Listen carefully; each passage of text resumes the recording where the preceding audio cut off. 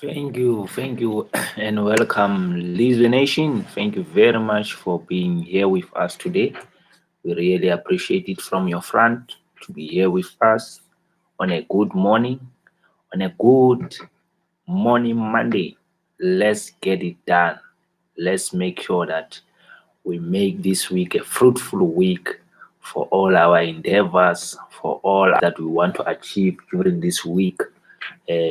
Still under alert lockdown level 3. We really appreciate you being here with us, and we are very grateful for you, ladies and gentlemen, for being part of our movement, for being part of your tea with Lizwe, your lunch with Lizwe, your cocktails with Lizwe, your dinner with Lizwe, your night time with Lizwe. So we thank you very much. We are very respectful of the call that you have adhered to when we announced, when we were on a loudspeaker saying we'll be launching these programs, and yet you've been following us. Let us remember the National Coronavirus Task Team together with the National Coronavirus Command Council when they do the regulation that are in line with COVID-19 pandemic, the killing of the spread of the pandemic. So we are very respectful of everyone that has been doing something in line with what their government regulations state or stipulate. So as we welcome you today on our TV freezer, It's 5 hours. we must understand that we are in a difficult time. We are in a difficult time of the health pandemic that is all over 188 countries. And you can see with the spike that is happening. Like I said before, we never wished that nations like Russia, nations like Brazil will be the runner-ups in terms of the infections that are happening or that are occurring in those countries. We've just recently heard from Israel as well that Israel have done a massive blow in terms of they opened the schools early, and now they had to reclose the schools again so that they avoid the spreading of the COVID-19 in those institutions as well. So we know that today is our big day for our Department of Basic Education, and then with their call from the minister, especially they say people that were not part of the SMT, people that were not part of the preparation of the schools from reopening must not visit the school. Parents must not visit the schools unnecessarily. You must only visit the schools when there's a call that is made to you to come to the school, or when there's an emergency that you are required by the school management or the school principals come to school unannounced, because that will impact in terms of the preparation that the school management team has already done for that particular school. So we congratulate the Department of Basic Education for making sure that they used last week in order for them to do proper preparation for today's schools reopening, especially for the two grades, which is grade 7 and grade 12. And we are appreciative of what they have done, the consultation that they have done. And then the only people that will be allowed as well will be people that they should come some maintenance as well in regard to the water distribution in those particular schools. We know most of our schools were not having this sanitation station or hand sanitizing stations. So the Department of Water and Sanitation has already made a provision for that, to say all the schools we must not use one tap for all. We must have a tap for drinking. We must have a tap for hand washing and sanitizing as well in this regard. So we thank very much the Department of Education in that regard. And we know we are in the biggest month in South Africa in terms of the youth. This is the youth month. The youth of 1976 will understand that the youth month, what it really means. It really means the situation that we see that are happening all around the world in line with Black Lives Matters. This for us has been there, or for some of us, we never seen the 1976 protest that were happening in South Africa, where youth were were protesting in line of their language usage, which was Afrikaans during that time. And then the people that were in power during the apartheid were very against the youth during that time, and hence there were issues that had happened during that. If you can see in our welcoming page, you can see that we are welcoming June 16, the Youth Day, during our day of lockdown, day 74. I think we'll run this till day 82.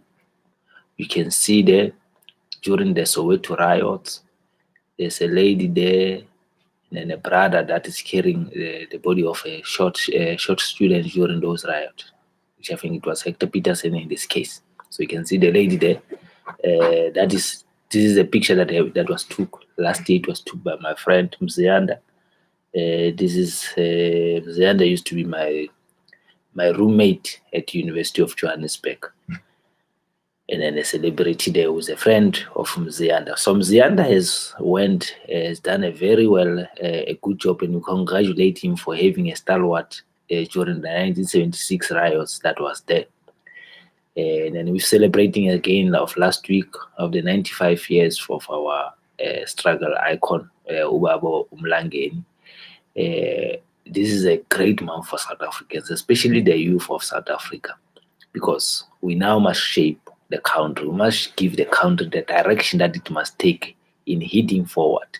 So you can see them. Mzianda now is a big producer at the SABC in Auckland Park in Johannesburg. So congratulate. I told him this is a copyright. I told him I'm going to.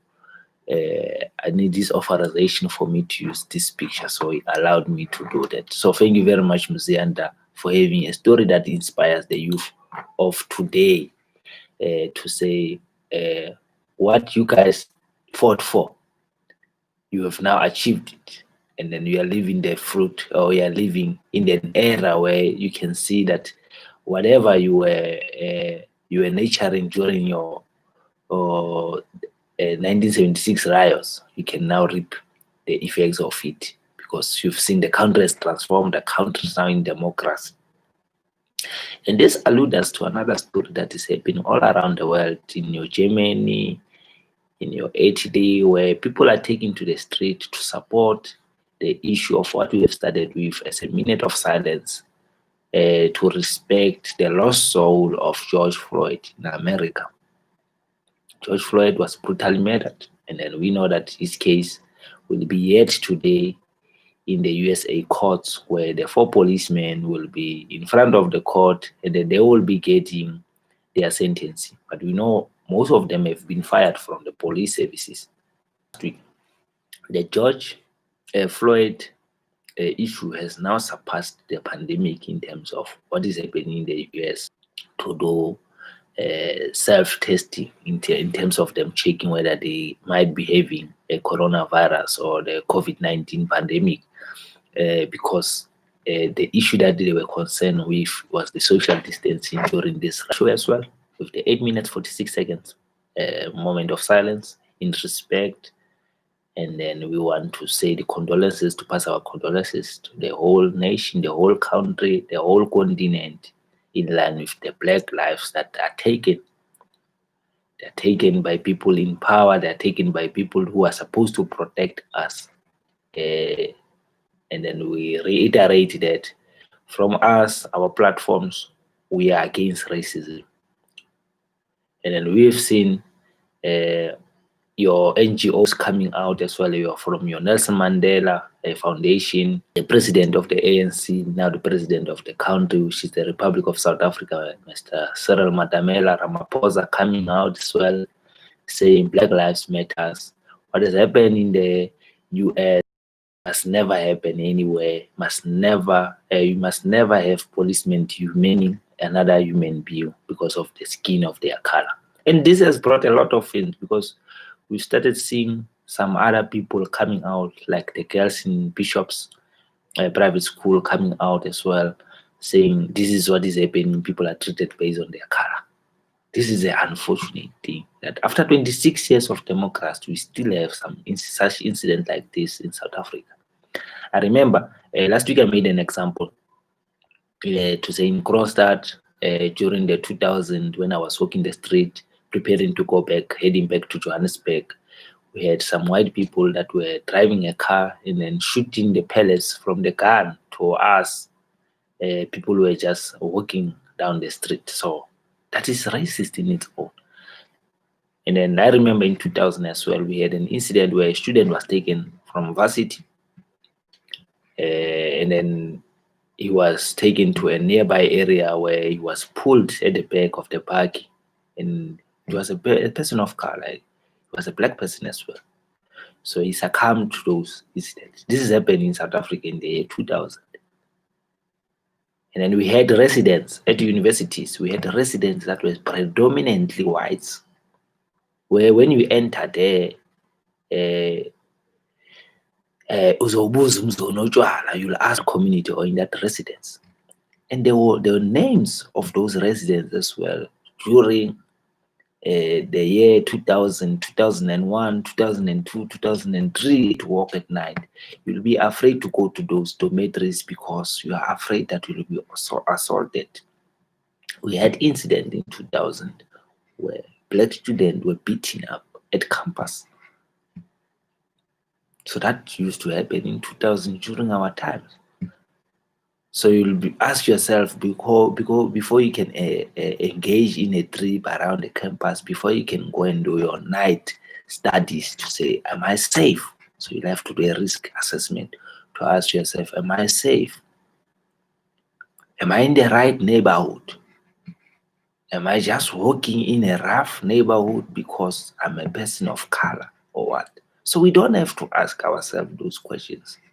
So we are very appreciative of what George Floyd has done to the whole continent, to the whole nations, to say this has been going on for long now.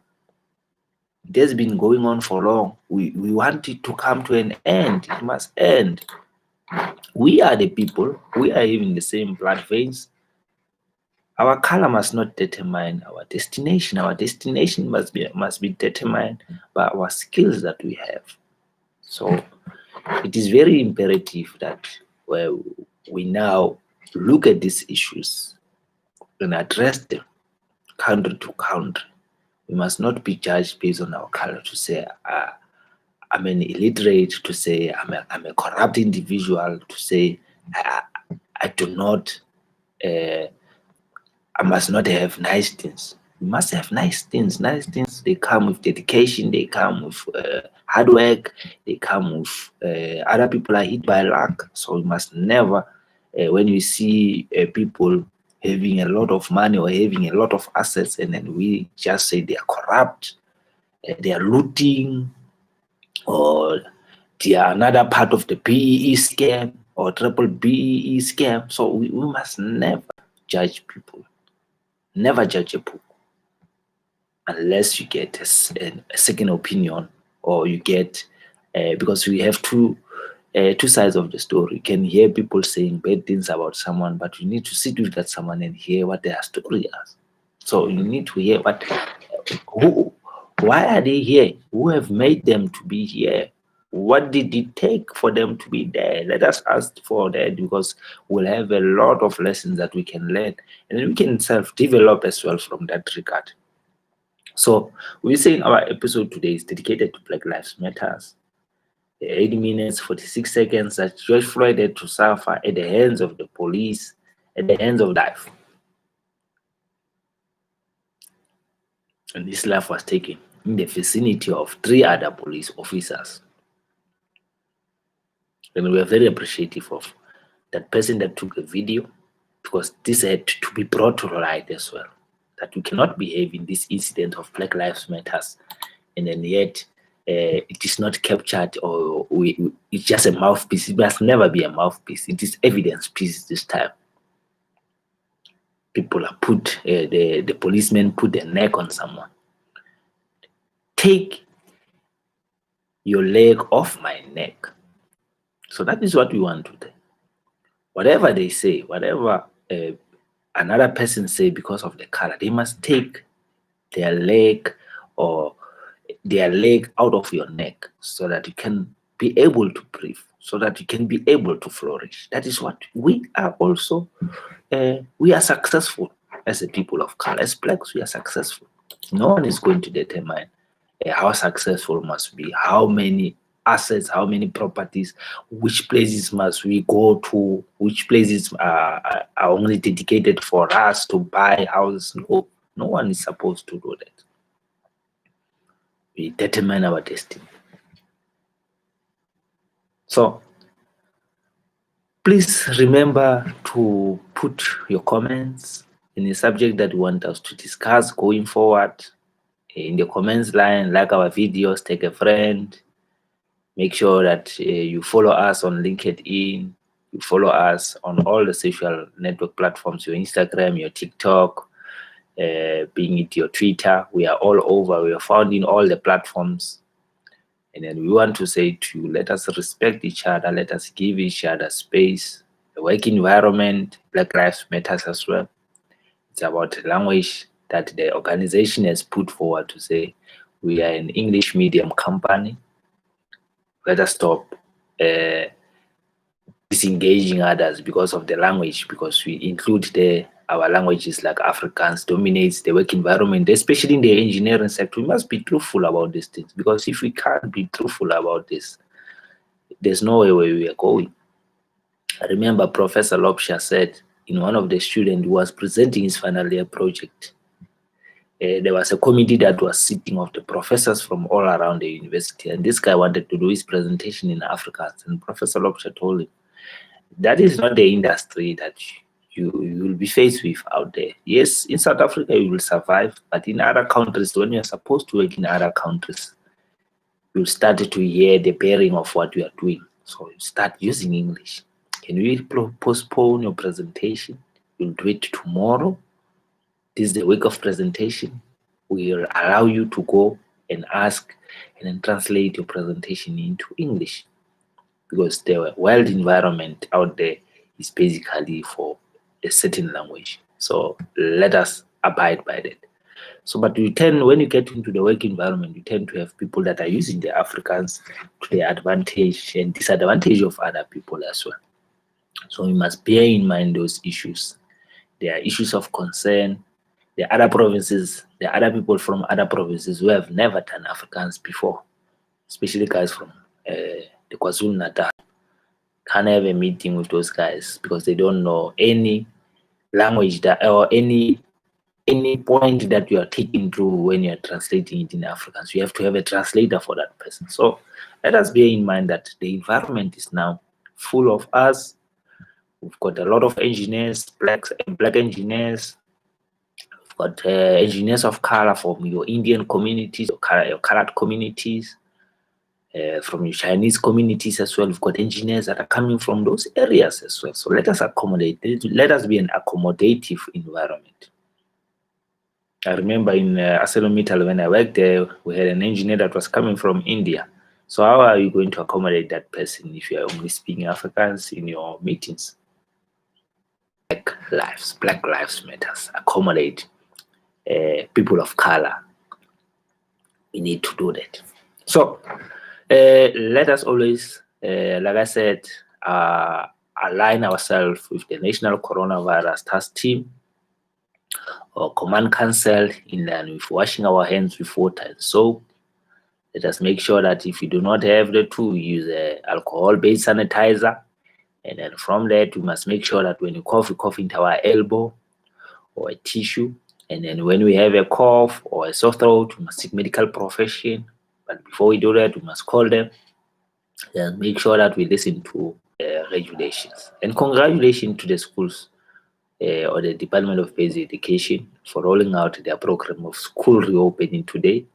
And we wish them good luck with all the SGBs that are all around, with all the unions for the teachers associations. We respect your call. For all the Department of Basic Education, we congratulate you for this huge step that we are taking. And let us please remember to stay safe and stay at home, alone together. Let us practice what we've been learning from day one of the lockdown alert level 5 to now, day 74 of alert lockdown level 3. let us abide by this regulation. And with that being said, let us please have a prosperous Monday and a fantastic week ahead. God bless.